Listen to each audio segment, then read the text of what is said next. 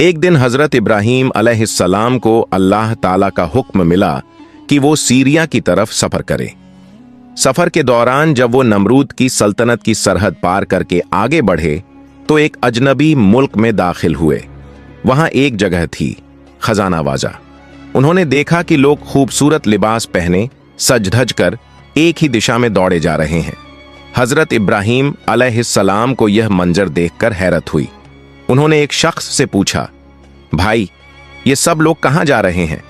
उसने जवाब दिया, जनाब हमारे बादशाह की इकलौती बेटी सायरा खातून पिछले 7 दिनों से लोगों को बुला रही है। वो अपनी पसंद का शौहर चुनना चाहती है। हर रोज महल में एक बड़ा जलसा होता है, मगर अब तक किसी को उसने पसंद नहीं किया। यह सुनकर हजरत इब्राहीम अलैहिस्सलाम के दिल में ख्याल आया, चलो मैं भी देखता हूं कि मामला क्या है। अभी उन्होंने ये इरादा ही किया था कि अल्लाह रब्बुल आलमीन की तरफ से एक आवाज आई, ऐ इब्राहीम उस जलसे में जाओ। मेरा फैसला है कि उस राजकुमारी का निकाह मैं तुम्हारे साथ कराऊंगा। अल्लाह का हुक्म पाते ही हजरत इब्राहीम अलैहिस्सलाम राजमहल की तरफ रवाना हो गए। थोड़ी ही देर में वो उस जगह पहुंचे जहां लोगों का सैलाब उमड़ा हुआ था। भीड़ इतनी ज्यादा थी कि आगे तो क्या बीच में भी जगह न थी, इसलिए वो पीछे जाकर एक खजूर के पेड़ के नीचे खड़े हो गए। कुछ देर बाद बेहद हसीन और नूरानी चेहरा लिए राजकुमारी सायरा खातून अपनी सहेलियों के साथ मंच पर आईं। उनके हाथ में था हीरे मोतियों से सजा एक ताज। वो एक एक करके सब लोगों को देखने लगीं, मगर किसी पर उनकी नजर न ठहरी। जब वो पीछे की तरफ आईं, उनकी निगाह अचानक ठहर गई। वो थे हजरत इब्राहीम अलैहिस्सलाम, क्योंकि उनके माथे पर चमक रहा था नूर ए मोहम्मदी सल्लल्लाहु अलैहि वसल्लम। ऐसा नूर की पूरी महफिल रोशन हो उठी। सायरा खातून की नजर उसी नूर पर जम गई। वो कुछ पल ठिठक कर देखती रह गईं, फिर धीरे धीरे कदम बढ़ाते हुए हजरत इब्राहीम के सामने आकर रुक गईं। यहीं से शुरू हुई एक पाक और मुकद्दस कहानी, वो कहानी जिसे खुद अल्लाह ताला ने तय किया था। राजकुमारी सायरा उस नूर की चमक से इस कदर प्रभावित हुईं कि उनकी निगाहें बस इब्राहीम अलैहिस्सलाम पर टिक गईं। वो मुस्कुराईं और अपने हाथों से वह शाही ताज उठाकर हजरत इब्राहीम अलैहिस्सलाम के सर पर सजा दिया। जैसे ही ताज उनके सर पर रखा गया, पूरा दरबार तालियों और मुबारक हो की गूंज से भर उठा। हर तरफ से खुशी की आवाजें आने लगीं। राजकुमारी की सहेलियां और महल के पहरेदार दौड़ते हुए आए और उनके हुक्म से हजरत इब्राहीम को शाही मेहमान खाने की तरफ ले जाया गया, ताकि उन्हें राजसी अंदाज में तैयार किया जा सके। कुछ ही देर में यह खबर बादशाह तक पहुंची, आपकी इकलौती बेटी सायरा खातून ने अपना जीवन साथी चुन लिया है। यह सुनते ही बादशाह का चेहरा खुशी से दमक उठा। उसने तुरंत ऐलान किया, जल्द से जल्द राजकुमारी का निकाह अदा किया जाए। राजमहल में चारों ओर तैयारियों की रौनक फैल गई। दावत के पैगाम हर सूबे तक भेज दिए गए। महल के हर कोने में रोशनी, संगीत और खुशबू भर गई। गायक अपने साज संभालने लगे, रसोइये स्वादिष्ट पकवान तैयार करने में लग गए और दरबार जगमगा उठा। थोड़ी देर बाद हजरत इब्राहीम अलैहिस्सलाम को शाही पोशाक पहनाई गई। वो तो पहले ही अपने जमाने के सबसे खूबसूरत इंसानों में से थे, मगर जब उन्होंने वह रॉयल लिबास पहना तो उनका चेहरा पहले से भी ज्यादा नूरानी लगने लगा। लोग दंग रह गए। ऐसी सूरत तो जैसे कोई फरिश्ता उतरा हो आसमान से। हर जुबान पर यही बात थी, राजकुमारी सायरा ने वाकई अपने लिए एक लायक और मुकम्मल हमसफर चुना है। थोड़ी ही देर में बादशाह ने दोनों को सुनहरे सिंहासन पर बिठाया। पूरा दरबार आदर से झुक गया, सलाम पेश किया और फिर पूरे मुल्क में खुशियों की लहर दौड़ गई। ढोल, नगाड़े, नाच गाना, पूरा महल जैसे खुशी से झूम उठा। जब हलचल थम गई, बादशाह के हुक्म पर एक नेक और आलिम शख्स को बुलाया गया और उनके हाथों हजरत इब्राहीम अलैहिस्सलाम और बीबी सायरा खातून का निकाह अदा हुआ। क्या ही पुरनूर और मुबारक महफिल थी वो। हर तरफ रोशनी, दुआएं और खुशबुओं की लहर। निकाह के बाद हजरत इब्राहीम अलैहिस्सलाम राजकुमारी के शौहर बने और पूरे राज्य में इज्जत, सुकून और सम्मान के साथ रहने लगे। नौकर चाकर, दास और दासियां हर वक्त उनके इशारे पर तैयार रहते। जिंदगी सुकून और नेमतों में गुजरती रही। मगर फिर एक दिन अल्लाह रब्बुल आलमीन का पैगाम आया। फरिश्ता जिब्राइल अलैहिस्सलाम हाजिर हुए और बोले, ए अल्लाह के नबी, आपके रब का हुक्म है कि आप सीरिया शाम की तरफ हिजरत करें। जब हजरत इब्राहीम अलैहिस्सलाम ने जिब्राइल अलैहिस्सलाम की जुबान से वही अल्लाह का पैगाम सुना तो उनका दिल बेचैन हो उठा। नबूवत की जिम्मेदारी निभाने का जोश उनके रग रग में दौड़ गया। उन्होंने फौरन अपने ससुर राजा के पास जाकर अदब से कहा, ए बादशाह, मैं कोई आम इंसान नहीं बल्कि अल्लाह ताला का भेजा हुआ नबी और रसूल हूं। मेरा मकसद इस दुनियावी आराम और ऐशो आराम की जिंदगी नहीं बल्कि लोगों को भटकाव से निकालकर अल्लाह के सीधी राह पर लाना है। अब मेरे रब ने मुझे हुक्म दिया है कि मैं यहां से निकलकर सीरिया शाम की तरफ हिजरत करूं। बादशाह ने यह सुनकर मुस्कुराते हुए कहा, ए अल्लाह के नबी, आप पर सलाम हो, जाइए, अल्लाह ताला आपकी हिफाजत करे, आपकी मंजिलें मुबारक हों। उन्होंने इब्राहीम अलैहिस्सलाम को रुखसत की इजाजत दी और दुआओं के साथ विदा किया। इसके बाद हजरत इब्राहीम अलैहिस्सलाम अपनी बीवी सायरा खातून और 2 पहरेदारों के साथ सफर पर निकल पड़े। कस्बा दर कस्बा, बस्ती दर बस्ती और शहर दर शहर वो धीरे धीरे सीरिया की तरफ बढ़ते जा रहे थे। एक दिन और एक रात के सफर के बाद वो मिस्र की सरहद पर पहुंचे। वहीं कुछ मुसाफिरों से उनकी मुलाकात हुई। उन्होंने हजरत इब्राहीम से कहा, ए अजनबी, आप लोग कहां जा रहे हैं? क्या आपको मालूम नहीं कि मिस्र का बादशाह बड़ा जालिम और बदकार इंसान है? उसने हर रास्ते पर अपने सिपाही बिठा रखे हैं। जो भी माल और दौलत लेकर गुजरता है वो जबरन लूट लिया जाता है और अगर कोई खूबसूरत औरत दिख जाए तो उसे पकड़कर महल में ले जाया जाता है जहां बादशाह उसका अपमान करता है। इसलिए आप लोग मिस्र का रास्ता छोड़ दीजिए। यह सुनकर हजरत इब्राहीम अलैहिस्सलाम के दिल पर बोझ सा आ गया। उन्होंने सिर झुका लिया और नम्र आवाज में दुआ करने लगे, ऐ मेरे रब, अब मैं क्या करूं? तभी अल्लाह रब्बुल आलमीन की तरफ से पैगाम आया, ऐ इब्राहीम, मेरे हुक्म से मिस्र का रास्ता अख्तियार करो क्योंकि सीरिया तक पहुंचने का यही रास्ता है। हजरत इब्राहीम अलैहिस्सलाम ने जब अल्लाह का हुक्म सुना तो बिना झिझक उस पर अमल किया। पूरे भरोसे और ईमान के साथ वो मिस्र की तरफ चल पड़े। रास्ते में चलते हुए उन्होंने एक तदबीर सोची, क्योंकि अब उन्हें मालूम था कि मिस्र का बादशाह बदनीयत और जालिम इंसान है और उसके सिपाही राहगीरों को लूटने से पीछे नहीं हटते। उन्होंने अपनी बीवी सायरा को एक लकड़ी के संदूक में बिठाया और उस संदूक को अपने सर पर रखकर आगे बढ़ने लगे। लेकिन ज्यादा दूर नहीं गए थे कि रास्ते में कुछ पहरेदारों ने उन्हें रोक लिया। उनमें से एक ने ऊंची आवाज में कहा, रुको, जो कुछ तुम्हारे पास है सब हमारे हवाले करो और यह संदूक, इसमें क्या छिपाया है, हमें इसे देखना होगा। हजरत इब्राहीम अलैहिस्सलाम ने नरमी से कहा, मेरे पास जितनी भी दौलत है सब ले लो, लेकिन इस बक्से को मत खोलो। मगर उन जालिम पहरेदारों ने उनकी बात की जरा भी परवाह नहीं की।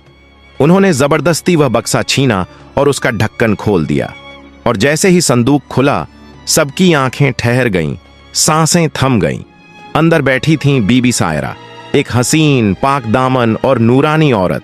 उनकी सूरत देखकर हर पहरेदार दंग रह गया। वो उस जमाने की सबसे खूबसूरत और शरीफ औरतों में से थीं। फिर शुरू हुआ एक अजीब सा मुकाबला।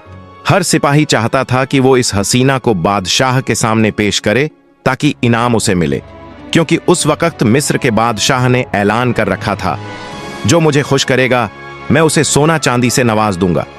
बस लालच ने सबको अंधा कर दिया।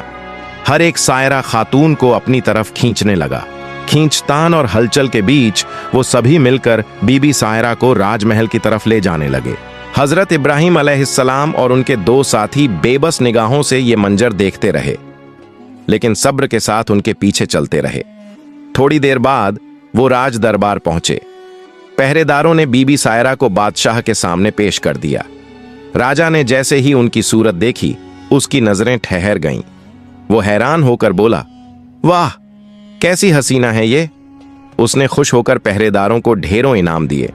फिर हजरत इब्राहीम की तरफ देखकर पूछा, ए अजनबी, ये औरत तुम्हारे साथ क्या लगती है? हजरत इब्राहिम अलैहिस्सलाम ने पूरे सुकून से जवाब दिया, वो मेरी बीवी है। राजा का चेहरा एकदम बदल गया। उसकी आंखों में लालच और घमंड चमकने लगा। वो जोर से बोला, अपनी बीवी को मेरे हवाले कर दो। हजरत इब्राहिम ने ठहर कर कहा, वो मेरी पत्नी है, मैं उसे किसी के हवाले नहीं कर सकता। राजा गुस्से से चिल्लाया, अब तुम्हारी राय की कोई जरूरत नहीं। राजा का चेहरा अब हवस और घमंड से भर गया। वो बोला, ये औरत अब मेरी होगी और हमेशा मेरे पास रहेगी। फिर उसने अपने नौकरों और दासियों को हुक्म दिया, इसे नहलाओ, खुशबुओं से महकाओ, शाही लिबास पहनाओ और इसे मेरे कमरे में ले जाकर बिस्तर पर बिठा दो। दास दासियों ने हुक्म के मुताबिक बीबी सायरा को अंदर ले जाकर खूबसूरती से सजा दिया और फिर उन्हें राजा के कमरे में बिठा दिया। उधर हजरत इब्राहिम अलैहिस्सलाम दरबार के एक कोने में बैठकर अपने रब के सामने हाथ उठाए दुआ कर रहे थे। ऐ मेरे रब, मेरी बीवी की इज्जत और पाक दामनी की हिफाजत फरमा। अल्लाह ताला ने अपनी रहमत से उनके सामने से पर्दा उठा दिया ताकि वो दूर बैठे हुए भी सब कुछ साफ देख सकें। जब बीबी सायरा कमरे में बैठी थीं, तो राजा धीरे धीरे वहां पहुंचा। उसने दरवाजा खोला और सायरा को देखकर बोला, आओ ऐ हसीना, मेरे पास आओ। इतनी खूबसूरत औरत मैंने कभी नहीं देखी। आज तुम मेरी हो। मैं खुशनसीब हूं कि तुम्हें पाया। ये कहते हुए वो आगे बढ़ा। सायरा को छूने की कोशिश की, मगर उसी पल अल्लाह का अजाब उतरा। राजा के दोनों हाथ एकदम सुन्न हो गए। वो कांपने लगा, पीछे हट गया। उसके चेहरे पर दर्द और डर साफ झलकने लगा। वो हकलाते हुए बोला, ए पाक औरत, मुझसे गलती हो गई, मुझे माफ कर दो, मुझ पर रहम करो। मैं तौबा करता हूं, तुम्हें कभी हाथ नहीं लगाऊंगा। राजा की हालत देखकर सायरा के दिल में रहम आ गया।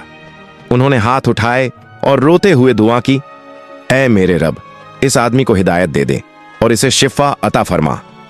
सायरा की दुआ कबूल हो गई। अल्लाह ताला ने राजा के हाथ तुरंत ठीक कर दिए। राजा कुछ देर तक खामोश होकर सायरा को देखता रहा। फिर से उसकी नीयत डगमगाई। वो उठकर सायरा के करीब जाने लगा, उसे गले लगाने की कोशिश की, लेकिन जैसे ही वो आगे बढ़ा, अल्लाह का गजब फिर से उतर आया। राजा के दोनों पांव जमीन में धंस गए, घुटनों तक। वो डर से कांपने लगा, चीखने लगा, सायरा, मुझे बचा लो, मेरे लिए दुआ करो, मैं तौबा करता हूं, मुझ पर रहम करो। बीबी सायरा ने सख्त लहजे में कहा, अल्लाह के साथ मजाक करने की सजा इससे भी ज्यादा भयानक हो सकती थी। मैं तुम्हारे लिए दूसरी बार दुआ नहीं कर सकती। मेरे शौहर एक नबी हैं, हजरत इब्राहिम अलैहिस्सलाम। वो इसी महल के बैठक में हैं। जाओ, उनसे माफी मांगो। मैंने एक बार तुम्हारे लिए दुआ की थी, अल्लाह ने तुम्हें माफ कर दिया था, मगर तूने फिर वही गुनाह दोबारा किया। सायरा ने सख्त लेकिन सच्चे लहजे में कहा, तूने मेरी तरफ बुरी नजर डाली थी। अब अगर मेरे शौहर तुझे माफ कर दें तो शायद अल्लाह भी तुझे रहमत से ढक दे। राजा पूरी तरह बेबस हो चुका था। उसने कांपती आवाज में हुक्म दिया, इब्राहिम को अंदर लाओ। नौकर भागे और हजरत इब्राहिम अलैहिस्सलाम को दरबार में पेश किया गया। जब लोगों ने राजा की हालत देखी, किसी ने हैरानी से देखा तो कोई हंस पड़ा, लेकिन उन निगाहों और हंसी ने राजा का दिल तोड़ दिया। वो फूट फूट कर रोने लगा और कांपते लहजे में बोला, ऐ अल्लाह के नबी, मैंने आपको नहीं पहचाना, न आपकी बीवी को। अज्ञानता में गुनाह कर बैठा। खुदा की कसम, मेरे लिए दुआ कीजिए कि अल्लाह मुझे माफ कर दे और मेरी हालत ठीक कर दे। हजरत इब्राहिम अलैहिस्सलाम ने सर झुका लिया, फिर पूरी तवज्जोह के साथ दुआ की, ऐ मेरे रब, इस बादशाह को हिदायत दे दे और अपनी रहमत से इसे शिफा अता फरमा। दुआ खत्म हुई और सबकी आंखों के सामने करिश्मा हो गया। राजा का जिस्म ठीक हो गया। जो पांव जमीन में धंसे थे वो बाहर निकल आए। राजा सिसकते हुए हजरत इब्राहिम के कदमों में गिर पड़ा। कहने लगा, जनाब, मैंने आपकी बीवी के साथ जो गुस्ताखी की उसकी सजा आप मुझे दे दीजिए, मगर मुझे तौबा का मौका दीजिए। मैं वादा करता हूं अब जिंदगी भर कभी गुनाह नहीं करूंगा। राजा की सच्ची तौबा देखकर हजरत इब्राहिम अलैहिस्सलाम की आंखों में रहमत उमड़ आई। उन्होंने 2 रकत नमाज अदा की और दिल से दुआ की, या रहमान या रहीम, इस बंदे को माफ फरमा दे। दुआ के असर से राजा का दिल बदल गया, आंखों से अश्क बह निकले। वो सायरा और इब्राहिम अलैहिस्सलाम के मौजज़े को देखकर हैरान रह गया। उसे यकीन हो गया ये दोनों कोई आम इंसान नहीं बल्कि अल्लाह के चुनिंदा बंदे हैं। उसने दोनों को अपने महल के सबसे ऊंचे और सम्मानित मुकाम पर जगह दी। अब हजरत इब्राहिम अलैहिस्सलाम उस दरबार में एक इज्जतदार सलाहकार के तौर पर रहने लगे। उन्होंने सोचा अगर इस बादशाह को सही इस्लाम की तालीम दी जाए तो उसके जरिए पूरे मिस्र में अल्लाह का पैगाम फैल सकता है। उन्होंने अपने रब से इजाजत मांगी और अल्लाह ने अपने नबी की दुआ कबूल कर ली। फिर कुछ अरसा उन्होंने वहीं रहकर बादशाह को नसीहतें दीं। रियासत से जुल्म मिटाओ, भ्रष्टाचार और नाइंसाफी को खत्म करो, अपहरण और ज्यादती को रोक दो। इस तरह मिस्र की धरती पर हक, इंसाफ और रहमत का नूर फैलने लगा। हजरत इब्राहिम अलैहिस्सलाम ने फरमाया, ए बादशाह, अब इस मुल्क को अल्लाह के कानून और इंसाफ के उसूलों पर चलाओ, क्योंकि यही रास्ता हक और अमन की तरफ ले जाता है। बादशाह उनके इल्म, अखलाक और रहमत भरे किरदार से गहराई से मुतासिर हुआ।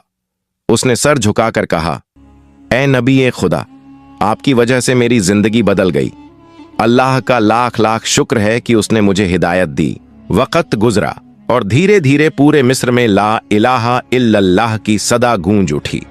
लोग झुंडों के झुंड हजरत इब्राहिम अलैहिस्सलाम के हाथ पर इस्लाम कबूल करने लगे।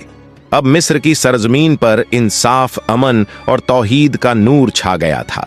एक दिन जब मिस्र पूरी तरह इस्लामी हुकूमत में तब्दील हो चुका था, हजरत इब्राहिम अलैहिस्सलाम बादशाह से मुलाकात के लिए दरबार पहुंचे।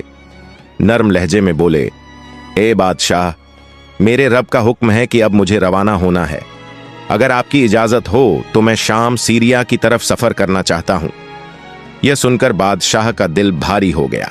वो बोला, ए अल्लाह के नबी, आपकी रहमत और आपकी नसीहतों का कर्ज मैं कभी नहीं चुका सकता। रुखसत से पहले मैं आपको एक तोहफा देना चाहता हूं। उसने अपने खास लोगों को हुक्म दिया, हाजिरा को दरबार में लाओ। कुछ ही देर में एक पाक दमन, नूरानी चेहरे वाली औरत को पेश किया गया।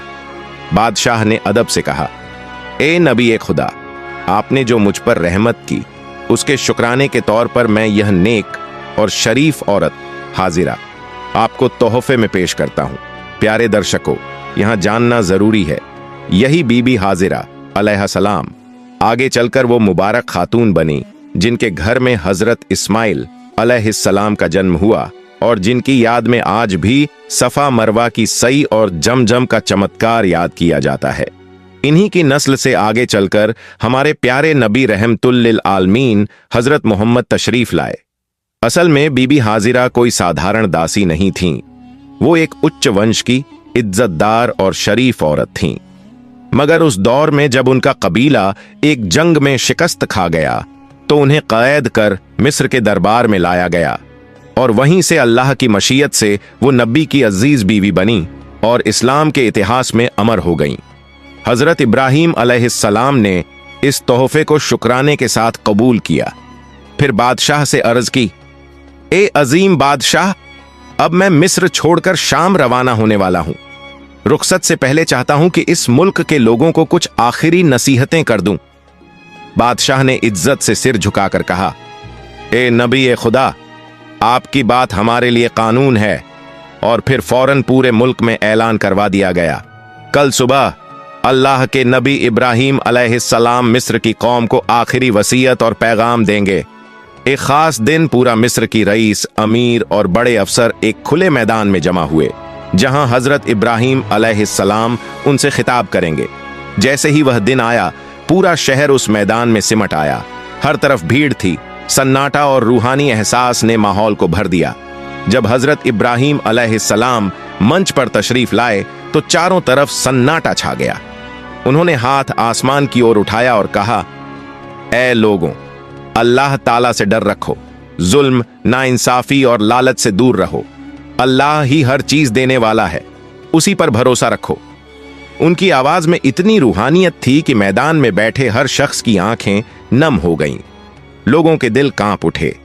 हर जुबान से निकला, हम वादा करते हैं, ए अल्लाह के नबी, हम जिंदगी भर इस्लाम के रास्ते पर कायम रहेंगे। जब यह रूहानी मजलिस खत्म हुई, हजरत इब्राहीम अलैहिस्सलाम ने सजदे में झुककर अल्लाह ताला का शुक्र अदा किया और कहा, ऐ मेरे रब, तूने अपनी रहमत से इन लोगों के दिलों में रोशनी भर दी। फिर वह धीरे धीरे बादशाह के साथ महल की तरफ रवाना हुए।